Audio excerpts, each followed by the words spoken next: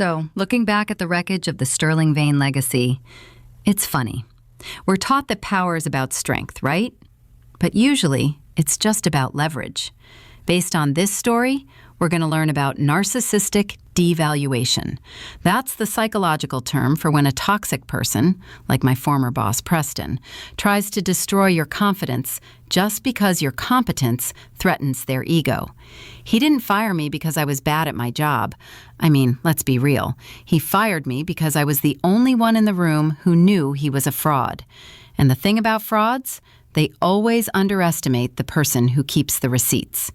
If you're watching this video, tell me where you're from or what time it is for you. The catalog for the Spring Maritime auction was already printed. 3,000 glossy copies, sitting in boxes near the loading dock, smelling of expensive ink and premature victory. I stood over the proofing table, my loupe pressed to my eye, staring at Lot 42. It was listed as a mid-18th century Cantonese porcelain punch bowl. To the untrained eye, and honestly to most trained ones, it was perfect. But under the magnification of the loupe, the truth was screaming at me. The glaze had a micro-crazing pattern that was too uniform. It was mechanical. Authenticity is a quiet language, I thought, straightening up and rubbing my temple. Forgeries try too hard. They shout. This bowl was shouting. "Ship it," Preston said. I turned around. Preston Vane, 27 years old, wearing a suit that cost more than my car, and a smile that didn't reach his eyes. He was leaning against the doorframe, scrolling on his phone. "We can't," I said, my voice flat. "It's a reproduction. High quality, probably late 19th century, but it's not 1850. If we sell this as original period, we lose our bonding." Preston didn't even look up. The buyer is a tech guy from Austin.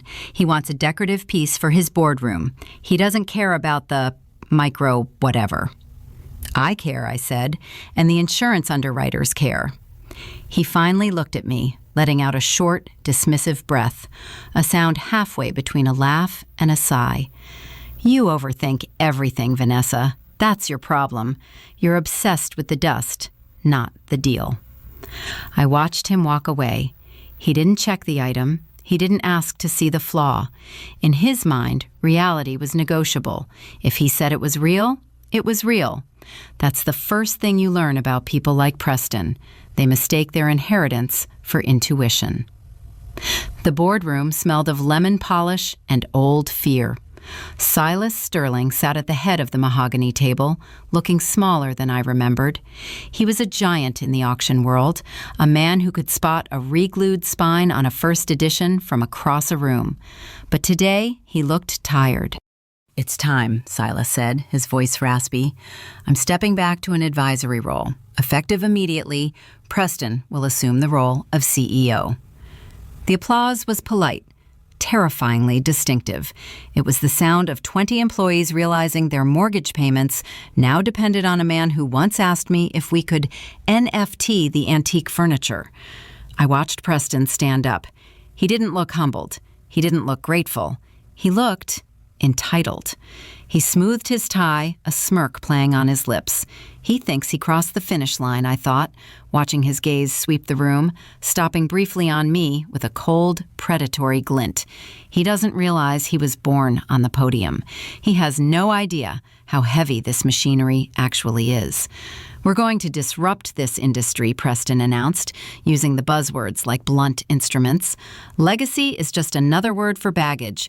We're going to be lean, agile, and digital first." I felt a knot tighten in my stomach.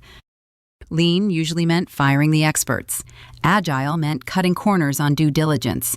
And digital first meant he didn't want to deal with the dusty, heavy reality of physical objects. He wanted the money without the matter. Sex, 1.5. 3 days later, the memo went out. Operational Efficiency Review, a classic corporate euphemism for a gutting. We were gathered in the main gallery, surrounded by oil paintings of dead aristocrats. Preston stood on a makeshift stage, a projector beaming a PowerPoint presentation onto a 17th century tapestry.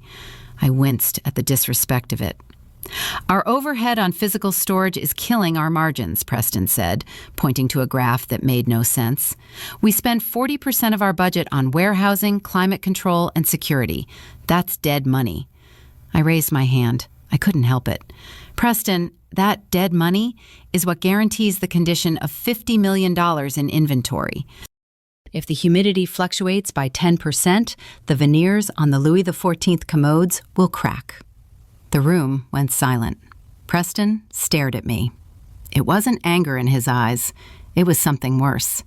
It was boredom. "This is exactly what I mean," he said, addressing the room, not me. "We are bogged down in the minutia. We need to pivot to a just-in-time inventory model. We hold the assets for 48 hours max. Scan, sell, ship. No long-term storage." Just in time? My internal monologue was screaming. This isn't a Toyota factory. We aren't building Corollas. We are custodians of history. He was dismantling the safety protocols because he didn't understand what they were protecting. It's the Dunning-Kruger effect in real time. He was too incompetent to realize how incompetent his plan was. And anyone who pointed it out wasn't a helpful critic. They were an enemy of progress. Meta. Sex 1.5. At my desk, the glow of the dual monitors the only light in the office. It was late. I was reconciling the monthly intake logs for the Vanderwall estate, a massive collection of maritime chronometers and gold-inlaid sextants entrusted to us for a fall auction. The numbers didn't line up. According to the database, we had received 40 items, but the physical manifest from the intake team listed 52. 12 high-value items were missing from the digital system. They were physically in the vault, I had checked earlier, but they didn't exist in the computer. I walked to Preston's office. He was still there, feet up on his desk, throwing a stress ball against the wall. Thwack, thwack, thwack. "Preston," I said, keeping my voice neutral, "we have a discrepancy with the Vanderwall logs. 12 items aren't showing in the master database. I need the admin code to check the edit history." He caught the ball and squeezed it. "It's a glitch, Vanessa. We're migrating servers. Things get lost in the shuffle. I'll have IT look at it next week." "It's not a glitch," I said, stepping closer. "These items are worth $300,000 collectively. If they aren't on the books, our insurance doesn't cover them. And technically, if they aren't on the books, they can be moved without triggering an alert." He stopped smiling. His eyes went dead flat. "Are you accusing me of something, Vanessa?" Deflection, I noted. He didn't ask what items. He didn't ask about the insurance. He went straight to the personal attack. He's hiding something. So I didn't go home. I went back to my desk and did something I had never done in 10 years. I used the master override key, a physical key Silas had given me 5 years ago for emergencies, to access the back end of the finance server. I wasn't looking for the items anymore. I was looking for where the money was coming from. Preston had been flashing a lot of cash lately, new car, a condo in the French Quarter, but the auction house profits were flat. I found it at 3 a.m, a hidden subledger. The 12 missing Vanderwall items were listed there, but not as auction inventory. They were tagged as collateral asset, Class B. He was using our client's property, items we didn't own, items we were just holding, to secure high-interest private equity loans for a shell company called PV Ventures. My hands shook as I hit print. He's leveraging custody assets, I thought, the cold realization washing over me. This isn't just bad business. This is embezzlement.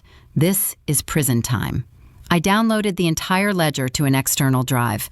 I knew I needed redundancy. People like Preston don't just deny the truth, they delete it. 1.5. The summon came at 9 a.m. "Preston was maiden for you. Wants to see you, now." I walked into his office. He wasn't alone. The head of HR, a woman named Karen who had been hired 2 weeks ago, was sitting in the corner holding a clipboard. 2 security guards stood by the door. Preston didn't look at me. He was looking at a document on his desk. "Vanessa," he said, his voice smooth, rehearsed, "we've decided to eliminate the head of appraisals position. We're moving to an AI-assisted valuation model provided by a third-party vendor." "You're firing me," I said. I felt my pulse in my throat, but I forced my face to remain a mask of stone. "We are restructuring," Karen chirped from the corner. "It's not performance-based." "This is about the Vanderwall logs," I said, looking directly at Preston. "You know I saw them." Preston finally looked up. His face was a picture of mock confusion. "I have no idea what you're talking about, but your hostility right now, that is exactly why you aren't a culture fit for the new Sterling-Vane. Please hand over your badge." He was enjoying this. That was the sickest part. He wasn't just covering his tracks. He was getting off on the power trip. He was dissecting me. Sex 1.5. The security guards were unnecessary, which meant they were entirely for show. They flanked me as I walked back to my desk. "You have 5 minutes to collect personal effects," one of them grunted. "No electronic devices, no company property." I reached for my computer mouse and the guard's hand shot out to stop me. "Don't touch the terminal, ma'am." I looked at the screen. It was black. Access denied.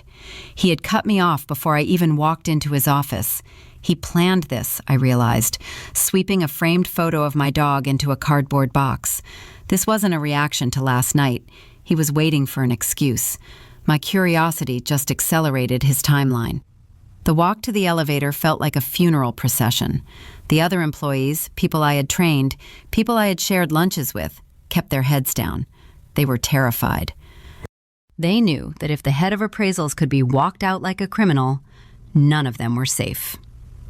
I stepped into the elevator, the metal doors closing on the only career I had ever known. My apartment was too quiet. I sat on the floor of my living room, the box of desk junk beside me. A stress ball, a stapler, a photo. 10 years of loyalty reduced to a cardboard cube. I poured a glass of wine, but I didn't drink it. I just stared at the condensation running down the glass. "Don't cry," I told myself. "Crying implies loss. You didn't lose your job. You were purged. This is a tactical maneuver." I started mapping it out on a notepad. Preston fires the watchdog. He controls the narrative. He secures the loan. He uses the money to... what? Probably speculate on crypto or buy more real estate. When the loans come due, he plans to pay them back before the auction, return the items to the inventory, and no one is the wiser. But what if the market turns? What if he can't pay back the loan? The lenders seize the collateral. They seize the Vanderwall collection, and Sterling-Vane goes down in flames. He wasn't just risking his own reputation. He was gambling with history. I waited 24 hours. I needed to be calm. Then I called Silas Sterling's personal line. "Sterling residence," a crisp voice answered. It was his executive assistant, Martin. Martin had been with Silas for 30 years. I thought he was an ally. "Martin, it's Vanessa. I need to speak to Silas. It's urgent. It's about the company." "I'm afraid Mr. Sterling is unavailable, Vanessa," Martin said. His tone was different, colder. "He is on sabbatical at the lake house and is given strict instructions not to be disturbed by former staff." "Former staff? Martin, Preston is leveraging the inventory. Silas needs to know." "Preston is the CEO, Vanessa. Silas has full confidence in his son. And frankly, calling here after being let go, it looks desperate. Don't call again." The line clicked dead. He got to Martin, I realized, staring at the phone. Or maybe Martin just knows which way the wind is blowing. Loyalty is a currency, and mine just devalued to 0. Preston had built a wall, a very expensive, very thick wall of silence around his father. He was isolating the king so he could plunder the castle. The courier arrived at noon the next day, a thick envelope, heavy with legal malice. I opened it. It was a cease and desist letter from the law firm Crutchfield and Howe, Preston's frat buddies. Breach of confidentiality and non-disparagement agreement. It stated that if I spoke to any clients, vendors, or associated parties, Silas, about internal company operations, I would be sued for defamation and breach of contract. They were threatening to come after my pension, my savings, everything. I read the letter twice. Most people would be terrified. The legal jargon is designed to induce paralysis, injunction, damages, litigation. But as I read it, a small, cold smile touched my lips. They overplayed it, I thought. This letter is too aggressive. It's hysterical. You don't send a nuclear threat to a fired employee unless you are absolutely terrified of what they know. Preston thought he was burying me, but he just confirmed that I was right. He handed me the map to the body. "Okay, Preston," I whispered to the empty room. "You want to play law? Let's play physics. Every action has an equal and opposite reaction." I arranged a lunch with Julian Thorne. Julian was the head of Thorne & Sons, our biggest competitor. He was a shark in a pinstripe suit, but unlike Preston, he actually knew the difference between Ming and Xing. "So yeah, heard you're out," Julian said, picking at his lobster salad. "Preston is finally cleaning house? Bold move." "He's pivot ready," I said, sipping my water. "Very modern. Though I am worried about the liquidity rumors." Julian paused, his fork hovering halfway to his mouth. "Liquidity rumors? Sterling-Vane is solvent. They have the Vanderwall estate coming up." "Do they?" I asked, keeping my voice low, conspiratorial. "I mean, I'm sure they do. But it's strange that the intake logs are glitching. And I heard Preston is taking meetings with private equity sharks, the kind who ask for hard collateral." I let the silence hang there. I didn't say Preston is stealing. I just planted the seed. In this industry, reputation is more fragile than the porcelain we sell, I thought. I don't need to burn down the building. I just need to tell the neighbors I smell smoke. 1.5. It took less than 48 hours for the seed to be doing the most considered of these presents bloom. I still had a back channel, Sally, the receptionist. She texted me at 10 a.m. on Tuesday. "Phones are blowing up. 3 major collectors called asking for independent verification of their stored items. Preston is freaking out. He's screaming at Martin." I smiled at my phone. The collectors were spooked. When rich people get spooked, they don't ask for assurances. They ask for audits. Preston was now facing a classic liquidity crunch. If the collectors pulled their items, he couldn't use them as collateral. The lenders would find out the assets were gone, or worse, the collectors would show up with trucks and find their items missing. He was cornered, and a cornered narcissist only has one move: flight. Sex. I parked my sedan 3 blocks away from the Sterling-Vane loading dock. It was 2 a.m. I had a thermos of coffee and a pair of high-powered binoculars. Sure enough, the bay doors rolled open. A plain white box truck, no branding, no security markings, backed into the bay. This wasn't a professional art transport. This was a guy with a van situation. He's moving the collateral, I realized, watching Preston pace back and forth on the dock, gesturing wildly at 2 men in hoodies. He needs to hide the Vanderwall collection before the auditors or the collectors show up. He's going to stash them somewhere off the books until the heat dies down. It was sloppy. It was desperate. It was exactly what I needed. I followed the truck. I kept my distance, running my lights off. We drove out of the city towards the industrial district near the river. The truck turned into a rental storage facility. You store it. I almost laughed.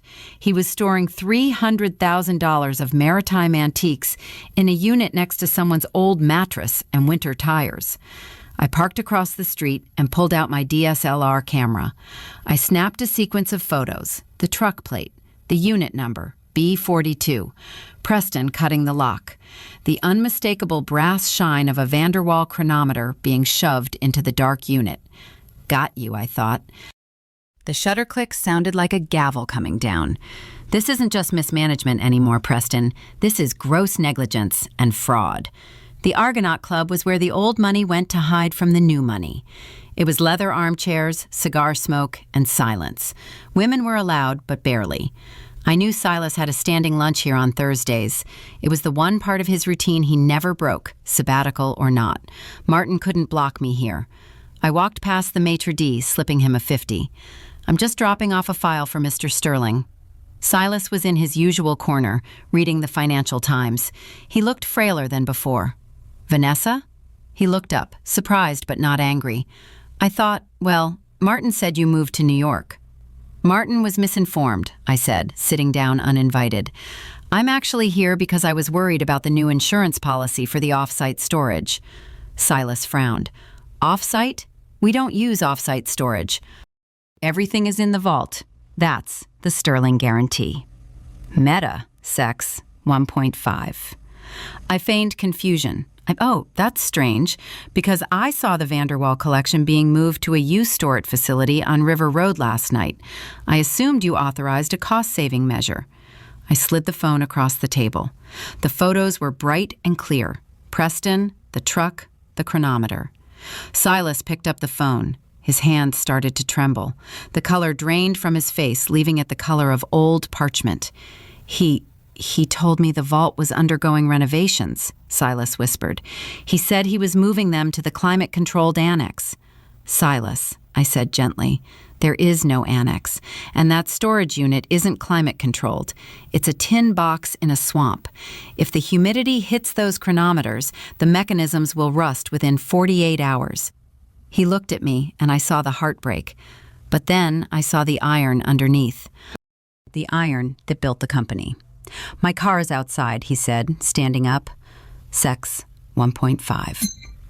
Drive to the auction house was silent. Silas stared out the window, gripping the door handle. I didn't need to say anything.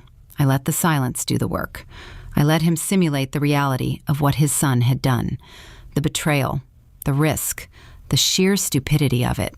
He wanted to believe in Preston, I analyzed. He wanted his legacy to continue.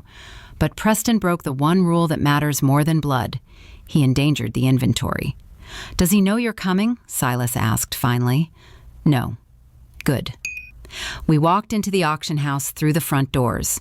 The lobby was chaotic. Phones were ringing. We walked straight to the executive suite. The door to Preston's office was open. He was screaming into a phone.